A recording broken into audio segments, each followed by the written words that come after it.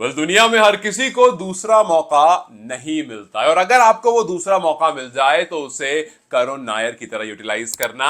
ये वही करुण नायर है जिसको लोग भूल गए थे एंड ऑन हिज रिटर्न ये लोगों को याद दिलाता है अपने बारे डबल सेंचुरी लगाकर। आप सोचो क्या कहानी है यार नायर की। 2016 में इसने इंग्लैंड के खिलाफ ट्रिपल सेंचुरी लगाई थी और आज 2025 में इसने इंग्लैंड जाकर के इंग्लैंड में डबल सेंचुरी लगाई। लोग उसे भूल गए थे, लोगों ने इतना भुला दिया था कि इसे खुद से आगे आकर बात करना पड़ा और कहना पड़ा 2022 में कि dear cricket give me one more chance, एक और मौका मुझे दो, मैं आपको रुसवा नहीं करूंगा। And exactly that happened.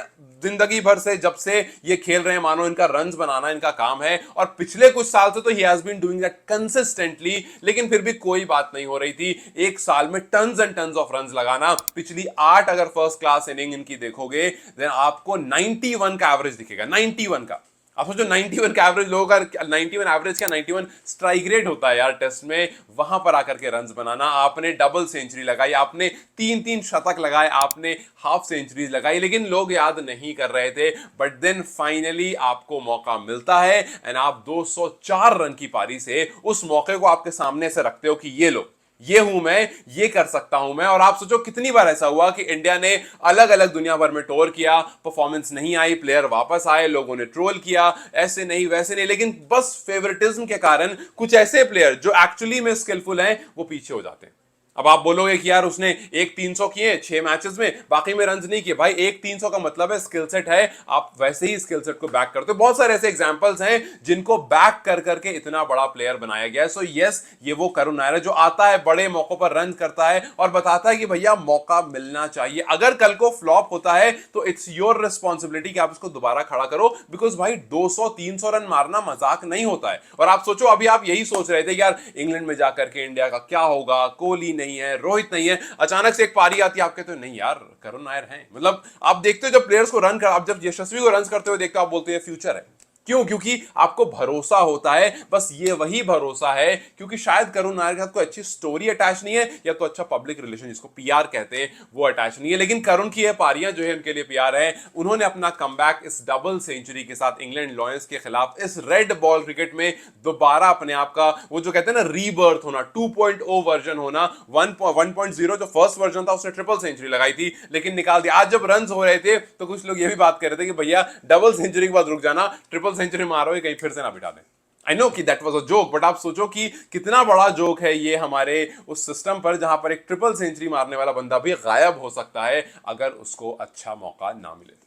एक चीज मैं आपको बोलना चाहूंगा, अगर आप लोगों ने नोटिस करा है नहीं I don't know, Karun Nair का स्टांस मुझे बहुत हद तक ना रोहित शर्मा की याद दिलाता है। हालांकि दोनों का स्टाइल ऑफ क्रिकेट काफी अलग है, बट वो जिस तरह से खेलते हैं, जिस तरह से शॉट्स मारते हैं, जिस तरह से running between the wicket, he resembles a lot like Rohit Sharma. और रोहित शर्मा को एक टाइम पर बहुत बैक किया गया है और उसके बाद रोहित शर्मा जो बने हैं, वी ऑल नो किस तरह से एमएस धोनी उनको दोबारा ऊपर भेजा, वहां पर खेला, रन किए और फिर वो ऑल टुगेदर दूसरा खिलाड़ी बन गया। आई रियली थिंक कि अगर एक आध फ्लॉप भी होता आगे आने वाले टाइम में, आपको करुण नायर को बैक करना। भाई जिस बंदे के पास 24 फर्स्ट क्लास 100 है उसको आप बैक नहीं करोगे। नंबर 3 इतनी क्रूशल पोजीशन पर आकर के उसने डबल सेंचुरी लगाई, उसको आप बैक नहीं करोगे। मतलब ये बंदा 2016 में ट्रिपल सेंचुरी लगाता है, फिर भी इंडिया से ड्रॉप हो जाता है, अपनी क्रिकेट पर डबल ट्रिपल काम करता है, loads and loads of run बनाता है, डोमेस्टिक सीजन में आकर के 900 एक सीजन में। भाई 9 सेंचुरी लोग अपने पूरे फर्स्ट क्लास करियर में लगाते हैं, बहुत सारे बड़े खिलाड़ी, और उनको सेलेक्ट कर लिया जाता है टीम में, लेकिन इसने एक डोमेस्टिक सीजन में 9 सेंचुरीज लगाई। तब जाकर के फाइनली ये आईपीएल में दिखा, ये इंडिया ए के लिए दिखा और इंडिया के स्क्वाड में दिखा। चलो अच्छी बात है, he is in the squad और ये रन्स जो हैं उसको कहीं ना कहीं बताते हैं कि भैया he is truly back.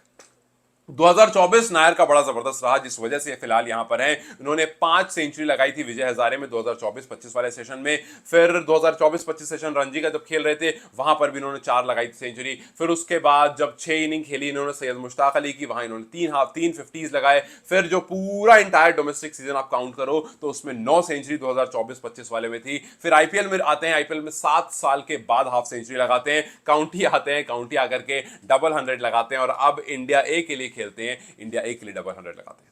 County भी खेल रहे थे कुछ टाइम पहले ये, इंग्लैंड में ही यहाँ पर डबल सेंचुरी लगाया और फिर अब यहाँ फिर से इंडिया ए के लिए डबल सेंचुरी लगाया। सो ये जो loads and loads of run आप करते हो ना, आपको खुद पर भरोसा था तभी आपने 10 दिसंबर 2022 को ये ट्वीट किया था कि मुझे एक और मौका दो। वो मौका बड़ी देर के बाद आपको मिला, but good to see that you celebrated style. उस हेलमेट पर जो इंडिया का एम्ब्लेम है उसको किस करते हो और आप बताते हो कि आपके अंदर कितनी भूख अभी बची हुई है, no matter what his age is, no matter वो कितना लंबा खेलेगा, लेकिन इस तरह के खिलाड़ी को आपको इन फॉर्मेट में मौका देना बनता है। और ये कहीं ना कहीं ये भी बताता है कि भैया हमारे पास जैसे यंग टैलेंट्स है ना, आयुष मात्रे जैसे, इस पर हम बात करते हैं यार IPL is in good hands या India future is in good hands. भाई कुछ ऐसे प्लेयर हैं जो लॉन्ग फॉर्मेट को भी गुड हैंड्स में रखेंगे। आप सिर्फ शॉर्ट फॉर्मेट या टी20 के लिए टीम नहीं बनाते हो, आप आज टेस्ट के लिए अगर टीम बनाने बैठो आपके पास प्लेयर शॉर्ट हो जाएंगे। अगर मैं आपसे कहूं कि 30 लोग ऐसे निकालो जो टेस्ट क्रिकेट के लिए एकदम परफेक्ट होंगे, आप नहीं निकाल पाओगे। आप 15-16 के बाद फंसने लगोगे कि यार ऐसे नहीं, यार ऐसे नहीं, यार ऐसे नहीं। बट अगर मैं बोलूंगा आईपीएल के लिए आप हो सकता है इंडिया से 10 टीम अलग से खड़ी कर दो इसके अलावा, बिकॉज शॉर्ट फॉर्मेट पर बहुत ध्यान है, बहुत प्लेयर हैं, लेकिन इस जैसा खिलाड़ी लॉन्ग फॉर्मेट में जरूरी है, तब जाके इवेंचुअली जो है इंडिया भी ग्रो होगा। तो यस, इसने एक बार फिर से प्रूव किया कि भैया मुझे मौका मिलना चाहिए, जिस तरह का मौका मिला इसने स्कोर किए। एंड वी आर होपिंग कि जिस तरह से इसने अब से पहले और भी डोमेस्टिक सीजंस में और भी इंडिया ए की तरफ से खेलते हुए या फिर और भी वेरियस काउंटी सीजंस में रन्स किए हैं, उसी तरह से ये जब इंडिया को रिप्रेजेंट करेगा वहां पर भी रन्स करेगा। मोर गुड थिंग्स लाइक ध्रुव जुरेल, उन्होंने भी काफी अच्छी पारी खेली, सरफराज ने काफी अच्छी पारी खेली, हालांकि दोनों अपना वेल डिजर्व सेंचुरी जरूर मिस कर गए, लेकिन कहीं ना कहीं हमें यह पता चला कि भाई हमारे पास आईपीएल के अलावा लॉन्ग फॉर्मेट पर भी प्लेयर्स हैं और रोहित और विराट के आगे भी टीम है और उसको बिल्ड किया जा सकता है अगर आपने सही से स्किल सेट पर बेस्ड उनको बैक किया। तो खैर, how do you rate Karun Nair और आपका क्या कहना है? इट्स बीन सो लॉन्ग कि करुण नायर रन्स कर रहे थे बट उनको टीम में नहीं रखा जा रहा था। Was it a good thing? Because इससे कुछ नहीं होता, इससे सिर्फ इंडियन क्रिकेट हैम्पर करती है। एंड सीरीज लाइक न्यूजीलैंड जहां पर आपका व्हाइट वॉश होता है, वहां पर आपको कुछ ऐसे खिलाड़ी की जरूरत थी जो टेस्ट क्रिकेट में अच्छा है। भाई उन खिलाड़ियों को एटलीस्ट रखो, तो उनको मौका तो दो जो टेस्ट क्रिकेट में अच्छा। और मैं ये नहीं कह रहा हूं कि वहां पर मौके नहीं मिले, और बहुत सारे ऐसे मौके थे जहां पर और खिलाड़ियों को मौके मिल सकते थे। आपने पुजारा को बिठा दिया फॉर सम रीजन, आपने रहाणे को गायब कर दिया for some reason. They have been like consistent and good player of long format, लेकिन आप बस उस फेवरेटिज्म के चक्कर में कुछ खिलाड़ियों को टीम में रखते हो, कुछ को नहीं रखते हो, और इवेंचुअली इंडिया न्यूजीलैंड से हारती है, इंग्लैंड से, इंडिया से हारती है, सॉरी ऑस्ट्रेलिया से हारती है और WTC से बाहर हो जाती है। सो लेट्स जस्ट होप के हम दोनों तरफ इक्वल फोकस करें और दोनों तरफ हमारी टीम जो है वो इक्वली ग्रो करे। खैर, what's your point on this double century by Karun Nair? मुझे कमेंट सेक्शन में जरूर बताएं। Till then, you guys take care, I will see you very soon.